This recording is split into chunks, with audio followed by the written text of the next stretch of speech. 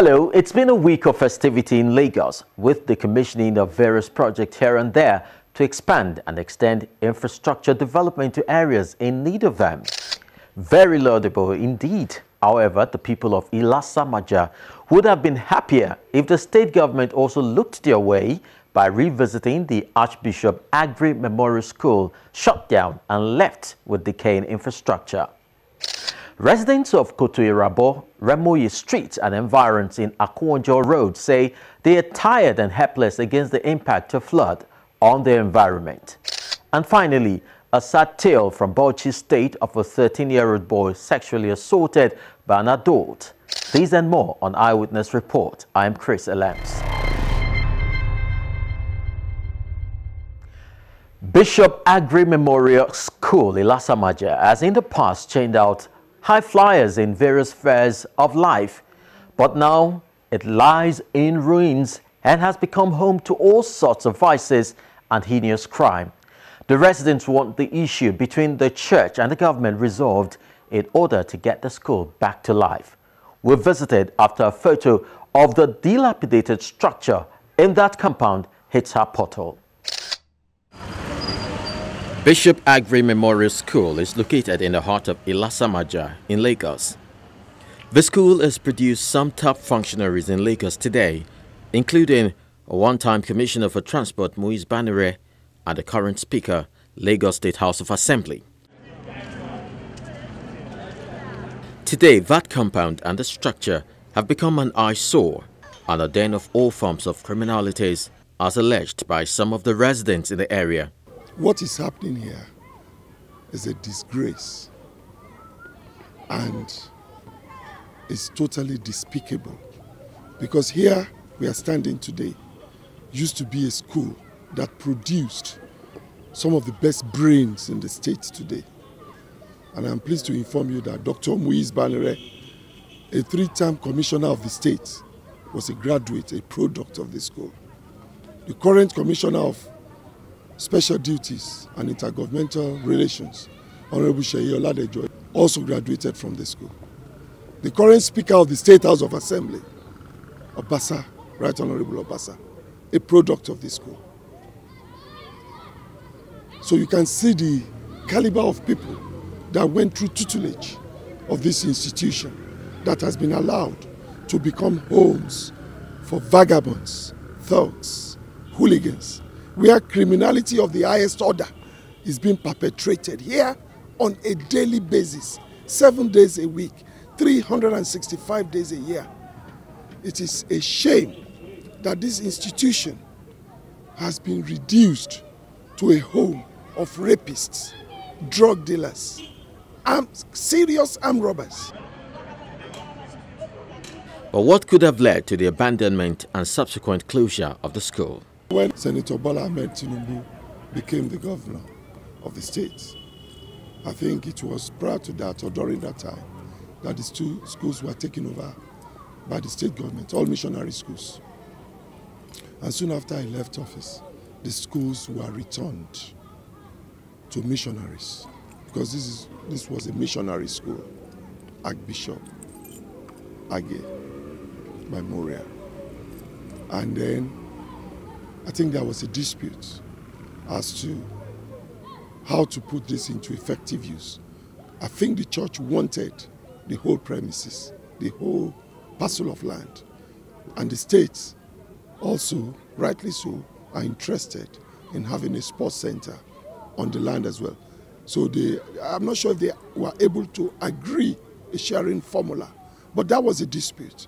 I personally have written to the church to inquire about the ownership of this place when I was boggled. And that was done through our resident association.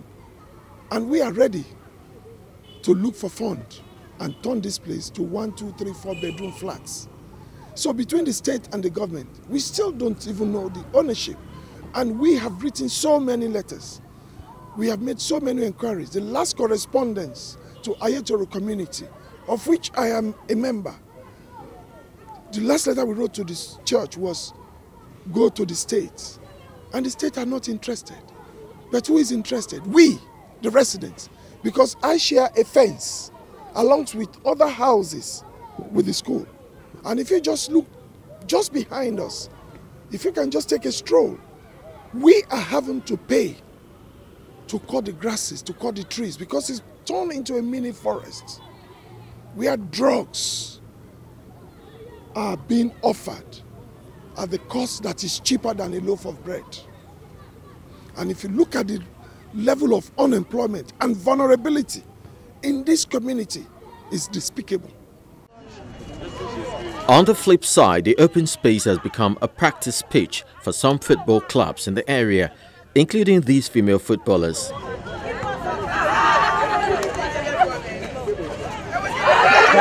They feel the field is a blessing to the Lasamaja community, as it is the only space for them. However, they call on the government to show some attention. The only thing we have for the youth in this area is this center you are seeing here. And you can see it's in a deplorable conditions that government attention needs to be drawn. You know, Mushin is known for vices, fighting, criminal, or whatever. But through the usage of these facilities here, we have been able to turn a lot of people that are supposed to consider public nuisance into a better use for the society and Nigeria at large. So the condition this pitch is now, and some of the facilities, the lawn, you can see it, the basketball court is not in existence. So government needs to come to our aid, to really assist us. And you can see, if you look for, people have turned most of the little space here into dustbin, and as you see, it is constituting a nuisance, to the community. Then ecological hazard as well, so which needs to be taken care of urgently. So we need government intervention on time so that we can have this place to ourselves. If you look at other areas like Bagada, like Surulere, like Badagry, like Agege, they all have stadiums, they all have mini stadium, at least it's well structured on their own area. But in this case, Mushin here, where we have other group players developing from this place, this should not be a kind of we should be training on. So it should be well structured for us. They have to make it a standard pitch, at least so that it will take away in trance from the streets. It won't just be a place where people can just come dump refuse, where people can just come, touts can just come in and just go out at any time. So let them just come in and help us structure this field. Let them come help us build this field well, so that it will also help us grow well. While the community continues to get the backlash of the deplorable state of the school, they want the government to come to terms with the Catholic Church in order to turn the place around. The Catholic, which is the owner of the land, should come to terms with the government so that this place will be settled, and because here the hoodlums have taken over this land. Even sometimes when police come after them, they jump the fence of the church and enter. So it's not a healthy thing. So the Catholic should come to terms with the government and let everything be done, settled amicably. I'm looking at the future people coming out of this pitch. That's my own paramount concern, because most of the ladies that left now are playing in the first tier Nigerian female league. If this field is taken away, I don't think I think the career will be short. And let me tell you, the most important thing is, if we don't have a stronghold of this field, the only field we have in this local government, I'm looking at our youth, more than 600 football young guys train here.